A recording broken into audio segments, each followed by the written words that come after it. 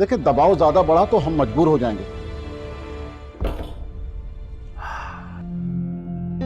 हमें फैक्ट्री जाना होगा। फिर जिन बंदों ने शहरयार पर हमला किया था वो पकड़े गए हैं। ये कब से चल रहा है? क्या? यही तुम्हारा इतना बीमार होना, चक्कर आना। और खाला मुझे बताई थी कि ये पहली दफा नहीं हुआ, 2-3 दफा पहले भी हो चुका है। सर, सिक्योरिटी गार्ड को पुलिस पकड़ के ले गई है। क्या?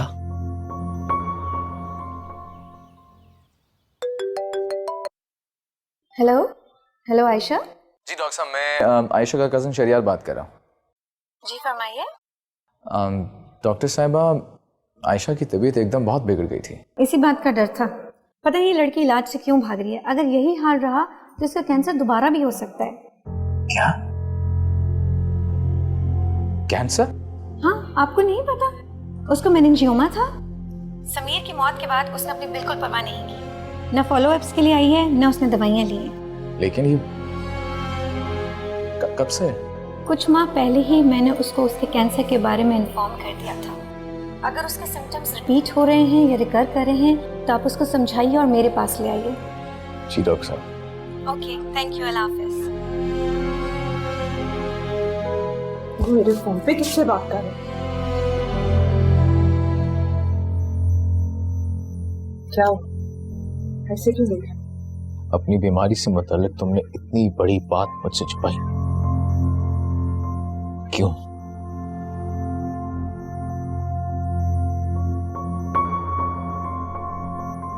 तुमने मुझे क्यों नहीं बताया आयशा? नाज़िया खाला से भी छुपाया तुमने। बेचारी अम्मी, उन्होंने अपने आप को इतनी मुश्किल से संभाला है। ये बात पता चल गई तो मर ही जाएंगी। तुम्हें इलाज करवाना है आयशा। मेरा इलाज मेरी बेटी का बेहतर मुस्तकबिल और उसका हक दिलाना है। और जिस इलाज की तुम बात कर रहे हो वो सस्ता नहीं है। बस बहुत हो गया। तुम मेरे साथ हॉस्पिटल जाके इलाज करवाओगी? नहीं शहरयार, मैंने सोच लिया है। मेरी जितनी भी जिंदगी लिखी हुई है वो मैं अपने बाप, अपने शौहर और अपनी बेटी के इंसाफ के लिए लड़ने में ही गुजारना चाहती हूँ, किसी हॉस्पिटल बेड में नहीं। समझने की कोशिश करो आयशा। नहीं शहरयार, तुम समझने की कोशिश करो। फिर ये इंसाफ की लड़ाई लड़ते लड़ते मेरी जान चली जाती है और मैं अपनी बेटी के लिए मिसाल बन जाऊंगी। जब भी उसको जिंदगी में कोई मुश्किल वक्त का सामना करना पड़ेगा तो वो मुझे याद करेगी और उससे हिम्मत मिलेगी। वैसे भी मेरे जाने के बाद आलिया बहुत अकेली हो जाएगी। तुम्हें कुछ नहीं होगा। क्या हो गया तुम्हें? और तुम ये केस वेस छोड़ो, मैं संभाल लूंगा ना। तुम बस अपना इलाज करो बस। पागल मत बनो शहरिया, मेरी बात सुनो। अगर तुम्हें मेरी सच में मदद करनी है तो इस केस को जीतने में मेरी मदद करो। मेरी जिंदगी की फिक्र करना छोड़ो। वैसे ही खुदा से हर रोज भीख में मांग लेती हूँ। अब कैसी तबीयत है बेटा? बेहतर है? अच्छा बेटा, मैं कहना चाह रही थी कि अब केस का स्ट्रेस मत लो ज्यादा और डॉक्टर से भी मिल लेना। बस यही करना आता है आपको। शादी के लिए भी इसी तरह आपने मुझसे जबरदस्ती की थी, लेकिन अब बहुत हो गया। अब मैं खुद पर किसी की भी जबरदस्ती नहीं चलने दूंगी, आपकी भी नहीं। बेटा, मैं अपनी गलती मानता हूं। दानिश को मैंने खुद मना कर दिया है। आप अपनी गलती मानते हैं तब तो आपको सजा भी मिलनी चाहिए। तुम अपने बाप को सजा दिलवाने के बारे में सोच रही हो? गुनहगार को। तुम्हें क्या लगता है शहरयार उस बच्ची की मां की मदद करके सोशल वर्क कर रहा है? उसकी भी नजर उसकी प्रॉपर्टी पर है। उसकी इश्क की दास्तान अखबारों में छप रही है। ये देखो,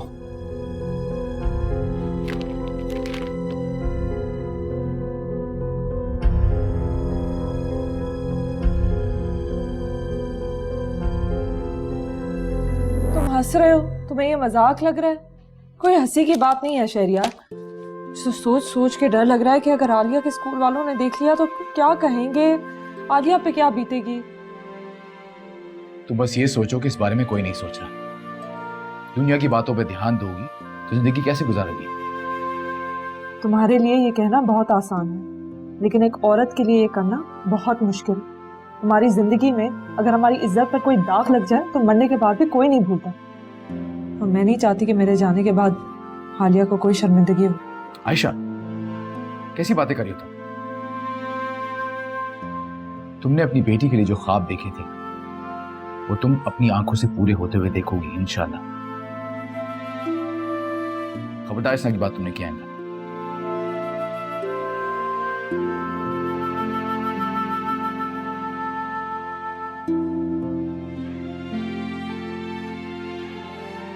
जो लोग हमसे दूर चले जाते हैं ना,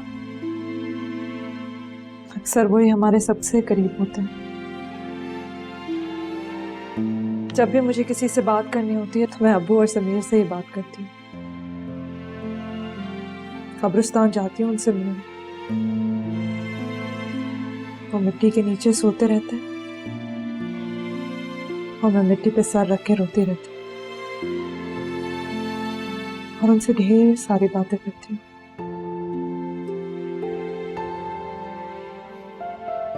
मैं तुम्हारी फीलिंग को समझ सकता हूँ आयशा। बाबा के बगैर मैंने भी जिंदगी में काफी तकलीफें देखी हैं। वालिदैन के बगैर इंसान मेले में घुमे हुए बच्चे की मानद होता है। लेकिन इसका हरगिज ये मतलब नहीं है कि तुम अपना ख्याल ना रखो।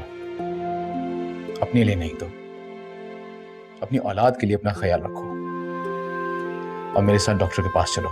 उसी का ही तो सोचकर मैं हॉस्पिटल नहीं जा रही। थोड़े बहुत पैसे रह गए हैं, क्या वो भी इलाज में जाएंगे? और इलाज भी सही से नहीं होगा। उसके ऊपर आलिया का स्कूल है, बाकी जिम्मेदारियां हैं मुझ पर। मैं मुफ्त वाला इलाज कराऊंगी, मगर मेरी अभी बारी नहीं आई है। इसकी तुम फिक्र मत करो, वो सब मैं संभाल लूंगा। कुछ बेचने की जरूरत पड़ी तो बेच भी देंगे, बस तुम अपना ख्याल रखो। अगर तुम मेरे लिए कुछ करना चाहते हो तो इस केस में मदद करो।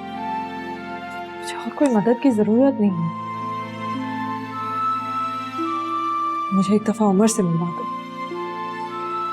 उमर से मिलने का कोई फायदा नहीं आशा। हमें मजीद ठोस सबूत तलाश करने होंगे।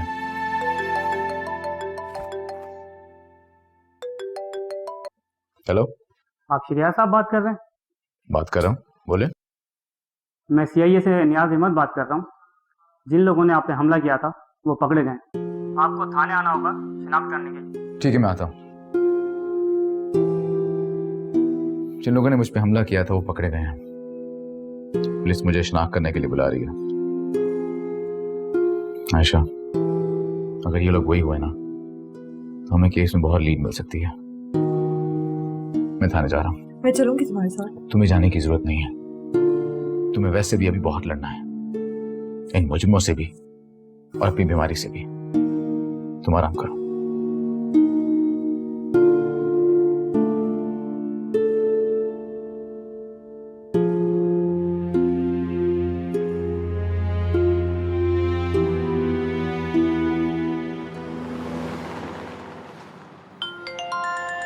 हेलो।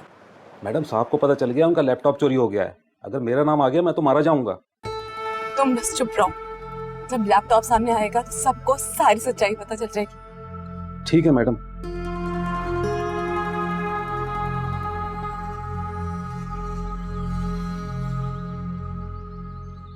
ओ नायला, तुम कैसे आना हुआ? शरिया आंटी नहीं है। दोनों घर पे नहीं है। तुम बताओ कैसे आना हुआ? तो मैं शहरियार से मिलने आई थी, लेकिन अच्छा हुआ तुम मिल गई। मैं तुमसे मिलने का सोच रही थी लेकिन हिम्मत नहीं हो पा रही थी। हिम्मत? क्यों हिम्मत नहीं हो रही थी भाई?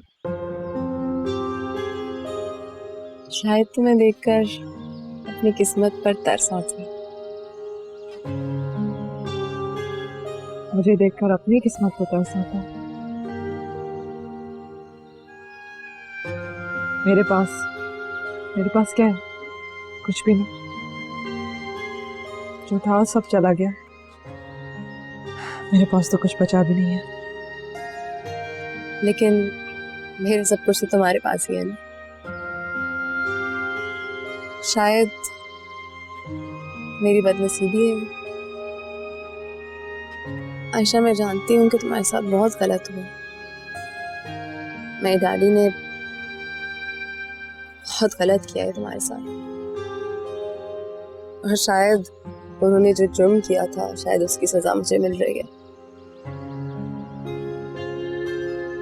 तुम्हारे बाबा ने जो भी किया उसमें तुम्हारा कोई कसूर नहीं है, और ना ही मुझे तुमसे कोई शिकायत है। लेकिन मैं उन्हें माफ भी नहीं कर सकती। करना भी नहीं चाहिए, उन्होंने हरकतें ऐसी की है। तभी मैं ये लैपटॉप लेके आई हूँ। इसमें डैडी की सारी डॉक्यूमेंट्स है, सब कुछ है। शायद तुम लोग जो सबूत ढूंढ रहे हो वो इसमें तुम लोग को मिल जाए। तुम जानती हो तुम कर क्या रही हो? दानिश के साथ साथ तुम्हारे बाबा को भी फांसी हो सकती है। अच्छी तरह जानती हूँ। ये भी जानती हूँ कि अगर डैडी को इस दुनिया में ही सजा मिल गई तो शायद उनकी आखिरत में बख्शिश हो जाएगी। तुम शहरयार से नहीं मिलोगे? नहीं, मैंने जो बात करनी थी तुमसे करनी। हाँ, लेकिन मेरी दुआ है कि तुम लोग बहुत खुश रहो, वो तुम्हें सब कुछ दे और तुम्हारी सारी कमियां पूरी हो जाए, दूर हो जाए बल्कि उसके होने से तुम्हारी जिंदगी में। कहते हैं कि टूटे हुए दिल की दुआ जरूर कबूल होती है। नायला, तुम गलत समझ रही हो।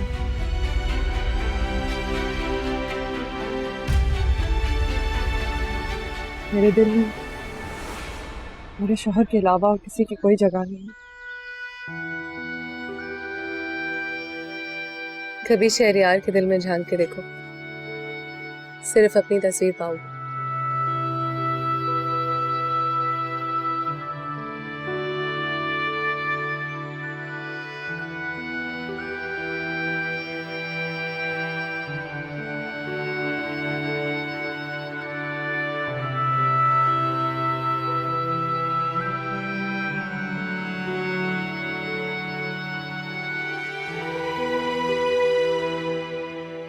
चल को उसको रोकते हैं इससे पहले कि वो लैपटॉप शहरयार के हाथ लगे। Let's go.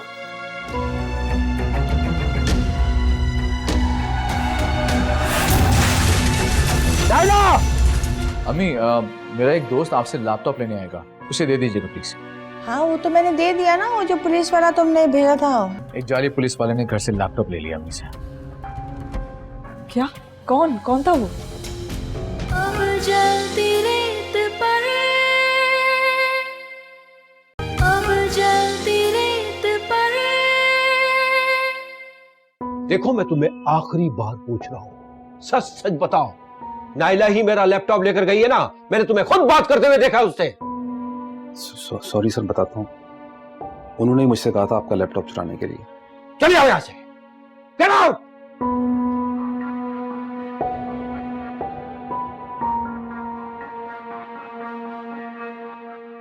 अंकल, तुम यहां? What's wrong? इस तरह आपस में लड़ने से बात बढ़ेगी, दुश्मन फायदा उठाएगा इन सब बातों का। क्या बात है, आप परेशान लग रहे हैं मुझे। वो नाइला मेरा लैपटॉप उठाकर ले गई है। उसमें ना सिर्फ मेरे कारोबार के सारे रिकॉर्ड्स हैं, बल्कि ऐसी भी कुछ फाइलें हैं कि अगर किसी के हाथ लग गई तो बहुत बड़ा तूफान आ जाएगा। क्या? वो यकीनन उस शहरयार के कहने पे सब कुछ कर रही है। चल को उसको रोकते हैं इससे पहले कि वो लैपटॉप शहरयार के हाथ लगे। Let's go. उठे please uncle, let's not waste time, come on.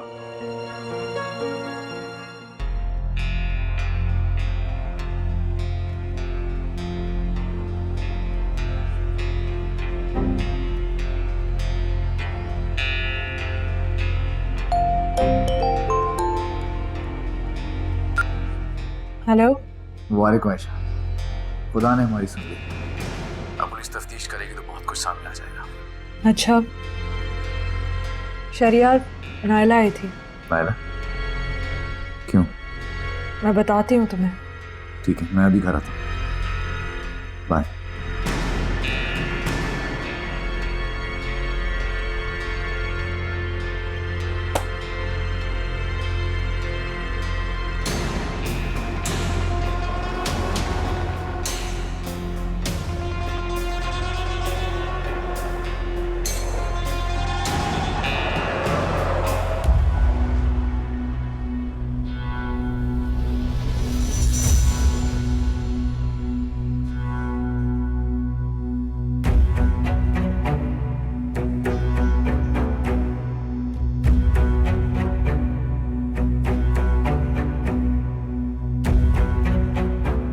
Naila, मेरी बात सुनो नायला।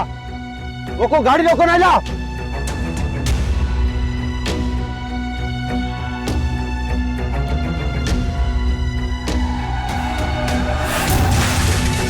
नायला!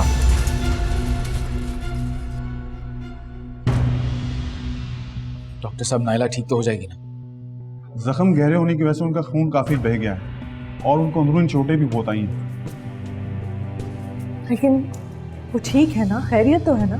अगले 24 घंटों में अगर उनकी तबीयत ना बिगड़ी और उनको होश आ गया तो समझा जा सकता है कि खतरे से बाहर है। पर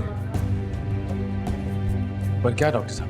पर मुझे लगता है कि नायला कभी मां नहीं बन सकती।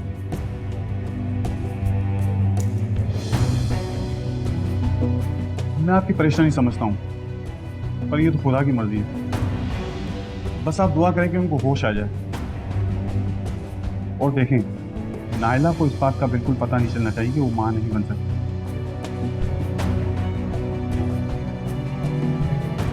किसी किस्म का सदमा भी उनके लिए ठीक नहीं होगा।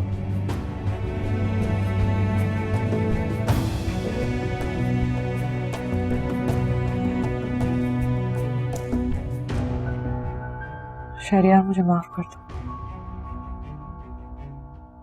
शायद जो कुछ हुआ है तुम्हारे साथ, नायला के साथ, इसमें मेरा कसूर है, मेरी गलती है। ऐसा मत सोचो आयशा, तुम्हारा इसमें कोई कसूर नहीं है।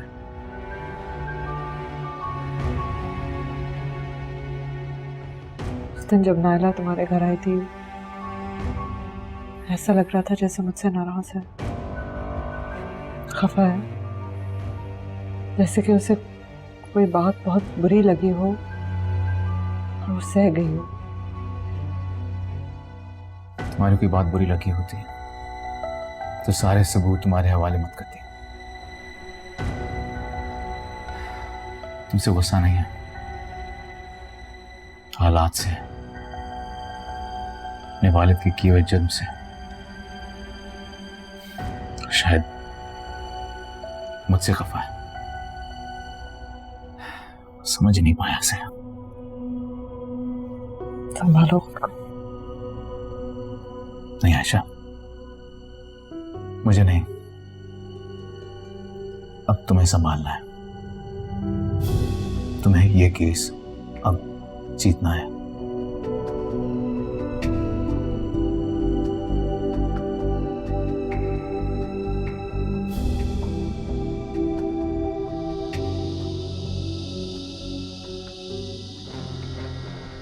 वकील साहब, जब 8 साल का था ना, तब पहली बार गया था अपने बाप के साथ कोर्ट। बहुत केसेस देखे मैंने ऐसे। आप मेरी फिक्र करना छोड़ें, बस इस बात का ख्याल रहे कि अदालत में कोई गलती नहीं होनी चाहिए। दानिश साहब, हालात बहुत खराब हो गए हैं। एक एक करके सारे आदमी आपके पकड़े जा रहे हैं और ये पुलिस तो हाथ धोकर आपके पीछे ही पड़ गई है। अगर आप भी गिरफ्तार हो गए ना बॉस, तो बहुत मसला हो जाएगा। मैंने कहा ना, मेरी फिक्र छोड़ दो और केस पर ध्यान दो। जिस दिन तारीख होगी ना अदालत में, उस दिन मैं रिहा होऊंगा। और अगर नहीं हुआ, कोई जुर्म साबित हो गया, तो नादिर अंकल अपने सर पर सारे इल्जाम ले लेंगे। क्या दानिश साहब, ये बात आप इतने यकीन से कैसे कह सकते हैं? भला नादिर साहब हंसी खुशी अपने गले में फांसी का फंदा क्यों पहनेंगे? वो क्यों सारे इल्जाम आपके अपने सर लेंगे, बताएं मुझे, मेरी तो समझ में नहीं आ रहा। वो सब तो मुझ पर छोड़ दो, बस एक बार मेरे से बात करवा। रानी साहब मैं कोशिश करता हूँ, लेकिन ये जो नया SHO है ना, ये बहुत सख्त और ईमानदार पुलिस वाला है, इसके सामने बात कराना जरा मुश्किल होगा। मैं कोशिश करता हूँ। ठीक है, मुझे खबर करते रहना। आप बेफिक्र रहें, पर ये तो बताएं कि आप हैं कहाँ? इन सब मुसीबतों से बहुत दूर, मुझ तक कोई नहीं पहुंच सकता, बेफिक्र हो जाओ। ओके बॉस, अल्लाह हाफिज।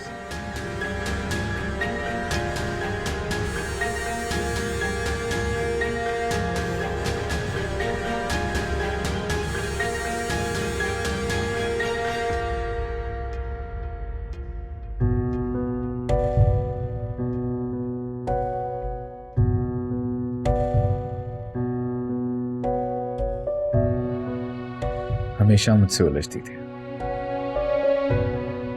वक्त मांगती थी,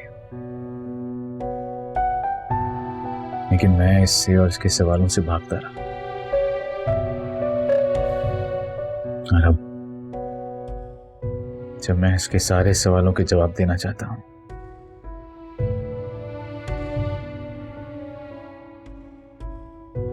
तो इसके पास मेरे लिए वक्त नहीं है।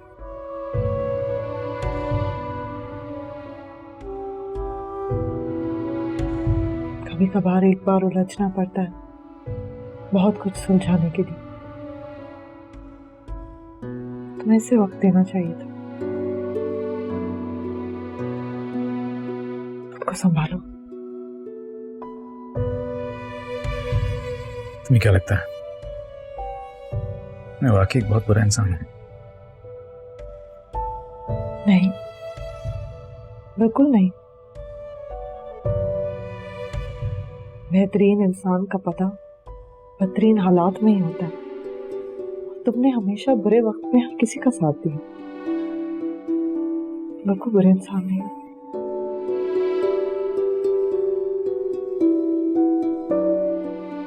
शहरियार का फोन आया था, बता रहा कि नाला की तबीयत बहुत ज्यादा खराब, होश ही नहीं आ रहा उसको।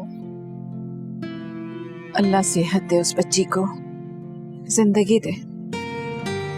हैरत होती है मुझे ऐसे माँ बाप पे जो दोज़ख उठाकर अपने बच्चों के लिए जन्नत बनाने की कोशिश करते हैं। भला इस तरह जुर्म और हराम से कमाई हुई दौलत क्या बच्चों के काम आ सकती? आप ठीक कहती हैं बच्ची। बाज़ माँ बाप की गलतियों की सजा औलाद को मिलती है। मैं बहुत परेशान होती थी जब आयशा इंसाफ दिलाने के चक्कर में लोगों के लिए इधर उधर पुलिस स्टेशन, कोर्ट, कभी कचहरी, बहुत परेशान होती थी। लेकिन अब मैंने सोच लिया। अस्सलाम वालेकुम।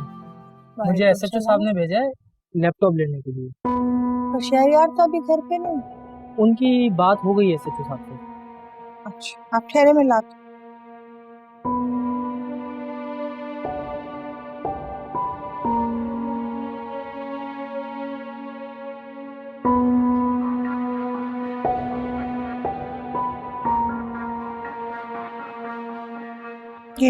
Thank you madam so much. Allah हाफिज। अल्लाह हाफिज।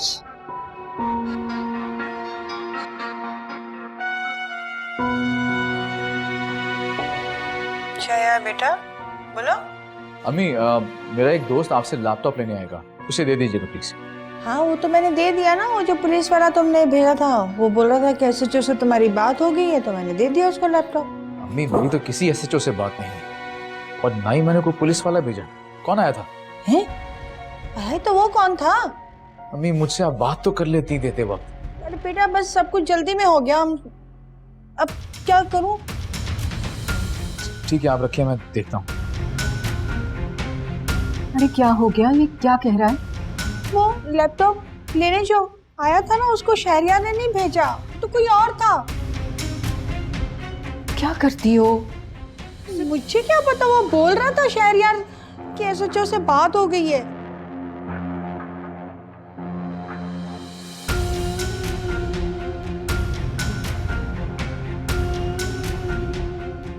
क्या हुआ?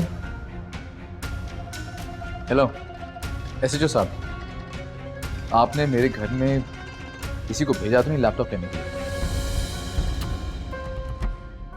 खुदा हाफिज। क्या हुआ? क्या बात है? एक जाली पुलिस वाले ने घर से लैपटॉप ले लिया अम्मी से। क्या? कौन कौन था वो? पता नहीं। तुम जानते हो ना कि अगर हम कोर्ट में सबूत नहीं पेश कर पाए तो सब खत्म हो जाए। जानता हूं मैं। शायद मैं ये भी जानता हूं कि ये हरकत किसकी है, लेकिन दानिश ज्यादा देर तक बच नहीं सकता। आपका कबूलनामा कि अब तक ये जो कुछ भी हुआ और आपके जो आदमी पकड़े गए हैं उनका दानिश से कोई ताल्लुक नहीं है, और ये कि ये सब कुछ आपने अपने जाती मफाद के लिए किया। देखिए, आप चले हमारे साथ, वरना मुझे आपके साथ जबरदस्ती करनी पड़ेगी। आप बाहर आ जाइए। प्लीज अदालत को बताइए कि कैसे आपने और दानिश ने किस तरह मिलकर प्रॉपर्टी पर कब्जा करने की कोशिश की। अब जल्दी रेत पर, अब जल्दी रेत पर। दानिश से बोलो कि मुझे फौरन यहाँ से निकाले। इसीलिए तो मैं आया हूं। देखो, मुझसे मेरी बेटी की हालत नहीं देखी जा रही है। दानिश से कहो उसे जो कुछ भी चाहिए मुझसे ले ले, लेकिन मुझे यहां से फौरन निकाले।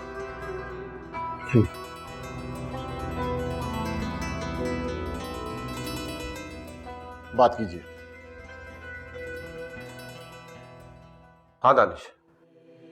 कैसे अंकल? मुझे बहुत अफसोस है कि आपको ये सारी सिचुएशन से गुजरना पड़ रहा है, बट आप फिक्र ना करें, मैं सब कुछ संभाल लूंगा। जेल की 4 दीवारों से मैं नहीं डरता दानिश, लेकिन मुझसे मेरी बेटी की ये हालत नहीं देखी जा रही। मैं आपकी सिचुएशन समझता हूं, मुझे अंदाजा है। नायला की फिक्र ना करें, मैं उसका ख्याल रख लूंगा और मैं आपको यहां से रिहा भी करवा लूंगा। हाँ, क्या दिया? इस पर साइन कर दीजिए। क्या लिखा है इस पर? आपका कबूलनामा कि अब तक ये जो कुछ भी हुआ और आपके जो आदमी पकड़े गए हैं उनका दानिश से कोई ताल्लुक नहीं है, और ये कि ये सब कुछ आपने अपने जाती मफाद के लिए किया। देखें, एक दफा दानिश साहब इन केसों से बाहर आ जाएं, फिर वो आपको भी आजाद करा लेंगे। ओह, अब मैं समझा। और अगर मैं ऐसा ना करूं तो आपको अपनी बेटी का जनाजा पढ़ना तो दूर की बात है, चेहरा देखना भी नसीब नहीं होगा। दानिश किस हद तक जा सकता है ये बात आप अच्छी तरह जानते हैं।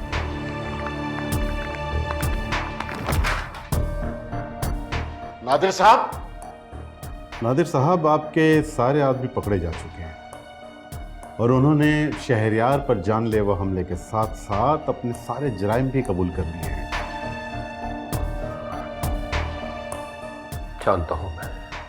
फिर तो आप ये भी जानते होंगे कि अब आपको फांसी के फंदे से कोई बचा नहीं सकता। बस एक दफा मैं अपनी बेटी को देखना चाहता हूं, उसके बाद आप मुझे गोली मार दें या फांसी के फंदे पे लटका दें। एक दफा मुझे उससे मिलकर माफी मांगने का मौका तो दें। मैं इस सिलसिले में आपकी कोई मदद नहीं कर सकता। हाँ, बहरहाल शहरयार साहब आपसे कुछ कहना चाहते हैं। सर, दानिश की लोकेशन का पता चल गया है। गुड, टीम फौरी तैयार करो। Okay sir.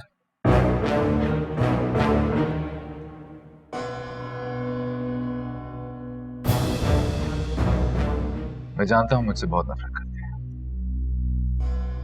आपको लगता है मैंने आपकी बेटी की जिंदगी बर्बाद कर दी, क्योंकि आप चाहते थे कि उसकी शादी दानिश से हो जाए, ताकि आपका फ्यूचर भी सिक्योर रहे और आपके स्टेटस पे भी कोई फर्क ना पड़े। लेकिन नादिर अंकल, जिसका इश्क मर जाए वो सारी जिंदगी इद्दत में ही रहती है। वो कभी किसी और से शादी ना करते। मुझसे बहुत बड़ी गलती हो गई। गलतियां तो हमसे ही बहुत हुई हैं, लेकिन आपने जो किया है उस गलती को गुनाह कहते हैं, जिसे ना सिर्फ तो आयशा और उसकी बेटी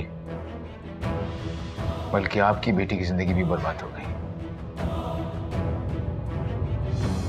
लेकिन नादिर अंकल, वो सब ये डिजर्व नहीं करते हैं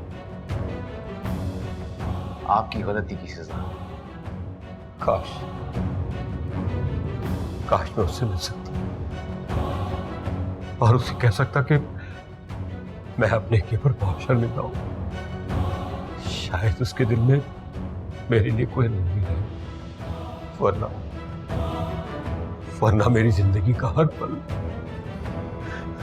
मौत से बदतर रहेगा। आपने मेरे साथ जो भी किया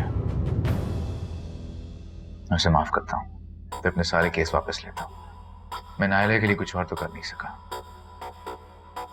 लेकिन कम से कम उसके अपनों ने मुझे जो तकलीफ दी उसको सह तो सकता हूं। लेकिन आपको अदालत में दानिश के खिलाफ गवाही देनी होगी।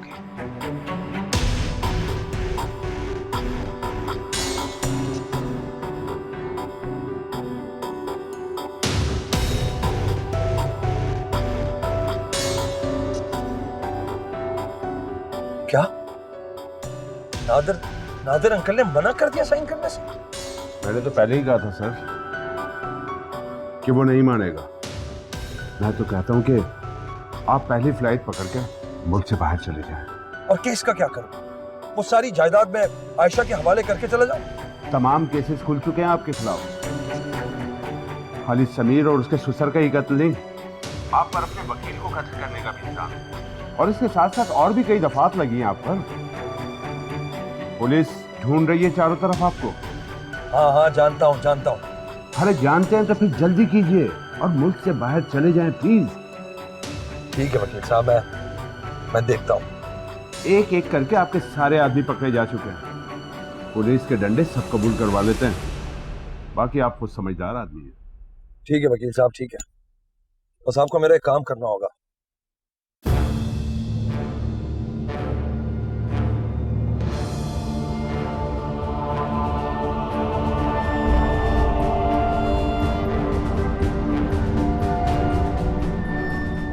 लैपटॉप मिला या नहीं? नहीं। आपको हमारे साथ थाने चलना होगा। मैं अपने वकील से बात करना चाहता हूँ। वकील से आप बाद में बात कर लीजिएगा, पहले आपको हमारे साथ चलना होगा। देखिए आप चले हमारे साथ, वरना मुझे आपके साथ जबरदस्ती करनी पड़ेगी। आप बाहर आ जाइए। चलो ले चले से।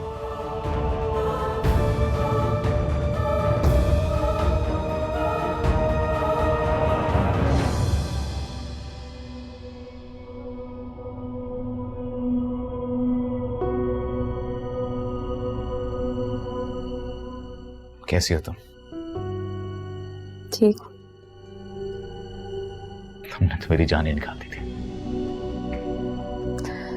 लेकिन तुम्हें अपने सामने खड़ा देख के मेरी जान में जाना। बस तुम अब जल्दी से ठीक हो जाओ, कई लोग ये ना समझें कि मेरी मोहब्बत में तुमने भी अपनी हालत मेरी जैसी बना ली है। इश्क, प्यार, मोहब्बत, ये अल्फाज तो बहुत छोटे हैं उस बला के आगे जो मुझे तुमसे बातों में जीतना बहुत मुश्किल है। तुम जीत सकते हो अगर मेरी बातों को बातें ना समझो तो। मैं तो बस वही कहती हूँ जो फील करती हूँ। तुम्हारे पापा मुझसे नाराज हो जाओ। नहीं, मैं तुमसे नाराज बिल्कुल भी नहीं हूं। मैं तो अपने आप से खफा हूं। तुम्हारे डैड के खिलाफ मैंने सारे केसेस कोर्ट से वापस ले लिए। अब वो अदालत में खुद पेश होंगे। सच कह रहा हूं? अगले हफ्ते कोर्ट की हियरिंग है। और फैसला कोर्ट करेगा। पुलिस ने आपके खिलाफ 7 मुकदमे दर्ज किए हैं और आपके प्रॉपर्टी डीलर्स ने भी आपके खिलाफ बयान दिए हैं, तो आप इस हवाले से क्या कहना चाहेंगे? देखिए, तहम्मुल से काम लीजिए, आपको आपके सारे सवालात के जवाब अदालत में मिल जाएंगे।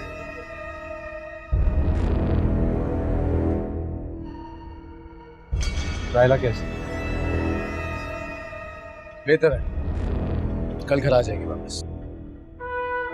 ख्याल रखना उसने आपके लिए एक पैगाम भेजा है।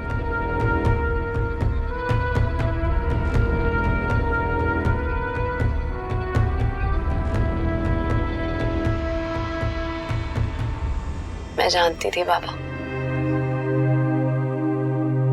कि आप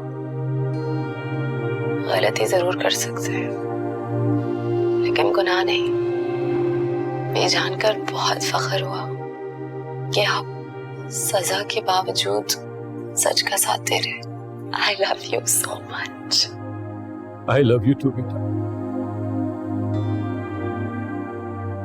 और मुझे ये तूने अच्छा नहीं किया। मैं तुझे देख लूंगा, समझा तू? जो भी देखना है अदालत के अंदर देखना।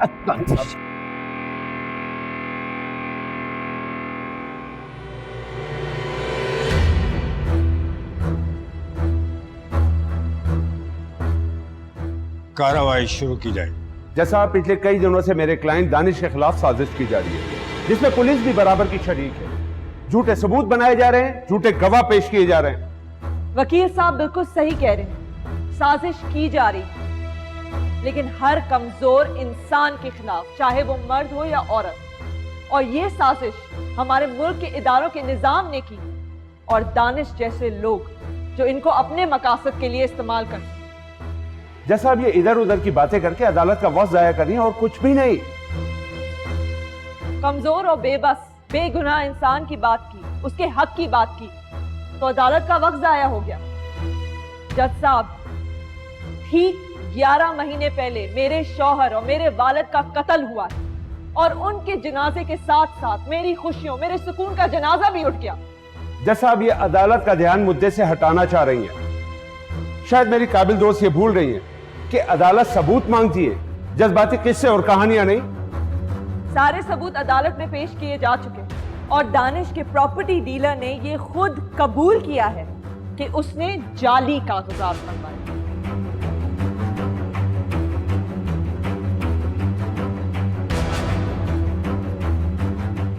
जैसा अब ये बयान उनसे जबरदस्ती लिया गया था।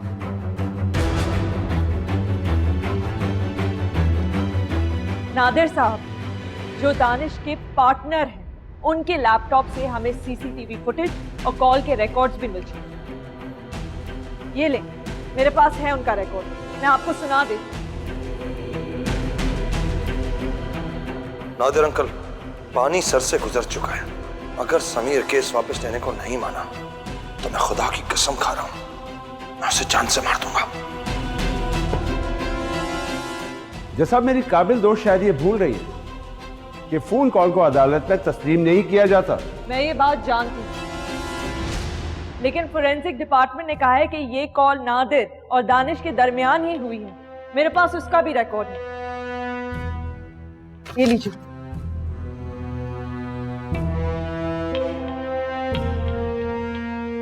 अब मैं अदालत के सामने अपने पहले गवाह को बुलाना चाहूंगी। दानिश के पार्टनर, बहुत नामवर शख्सियत और मशहूर बिजनेसमैन मिस्टर नादिर। मैं इजाजत चाहूंगी। इजाजत है।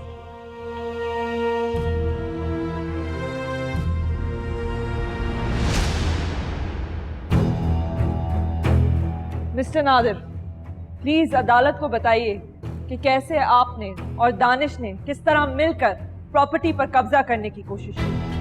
ये दानिश का और मेरा प्लान। मैंने ही दानिश साहब के कहने पे जाली कागजात तैयार करवाए थे। तमाम सबूतों और गवाहों के बयान पर गौर करने के लिए अदालत को कुछ वक्त दरकार है। इस केस का फैसला ब्रेक के बाद सुनाया जाए।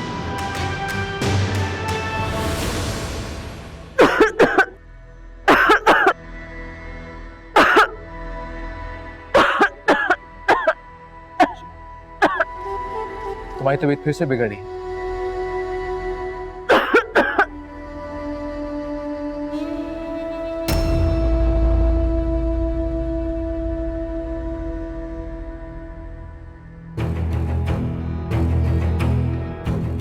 तमाम गवाहों के बयानात और सबूतों को देखने के बाद अदालत इस नतीजे में पहुंची है कि दानिश इन तमाम मुकदमात में मुजरिम है। उसने न सिर्फ संगीन जराइम कराए बल्कि जाली प्रॉपर्टीज पर कब्जे भी किए।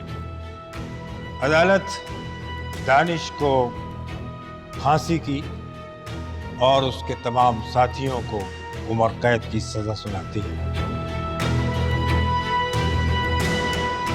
और ये अदालत आयशा और उसकी बेटी आलिया की प्रॉपर्टी वापस करने का भी हुक्म देती है।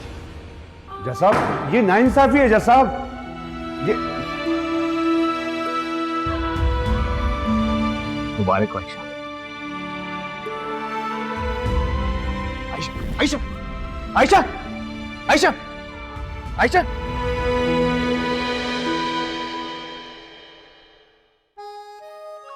कुदरत ने मुझे माँ बनने का हक तो नहीं दिया, लेकिन वो मुझे अपना सब कुछ दे गई, अपनी सबसे कीमती चीज, आलिया। बेटा, ये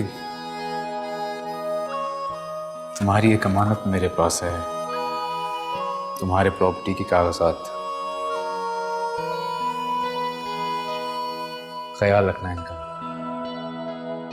तुम्हारी माँ ने तुम्हारे इसी हक के खातिर अपनी जान कुर्बान कर दी थी।